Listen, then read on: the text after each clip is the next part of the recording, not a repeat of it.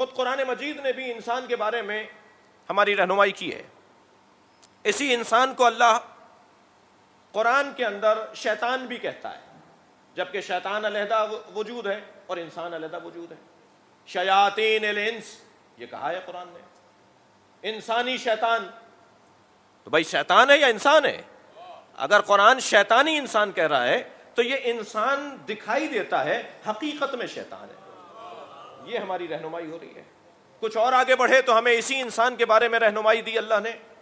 اولئک کالانعام، یہ جانور ہیں.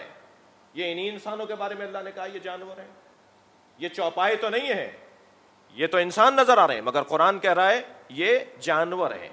اور پھر کہا بل ہم اضل، اور جانوروں سے بھی زیادہ پستر ہیں. اسی انسان کے لیے اللہ نے حیوان کا لفظ استعمال کیا ہے. کچھ اور آگے بڑھے اس سے زیادہ سخت ہے، یعنی حیوان ہونا پھر شاید کوئی فضیلت ہو جی، اور حیوان نما جانور ہونا شاید پھر کچھ امتیاز رکھتا ہو. لیکن ایک جگہ تو کہا ہیا کل حجارہ، یہ پتھر ہے. یعنی اسی انسان کو اللہ پھر پتھر بھی کہہ رہا ہے. تو یا اللہ یہ انسان تو نے بنایا تھا، یہ پتھر کیسے ہو گیا؟ تو نے پتھر تو اور بنائے تھے، اسے تو پتھر نہیں بنایا تھا. یا اللہ یہ حیوان کیسے ہو گیا؟ تو نے حیوان تو کچھ اور بنائے تھے، یہ حیوان کیسے ہو گیا؟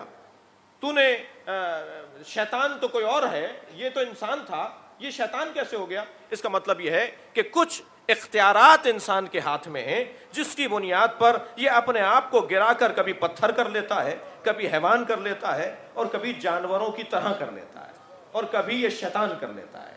یہ اتنا گرا لیتا ہے اپنے آپ کو.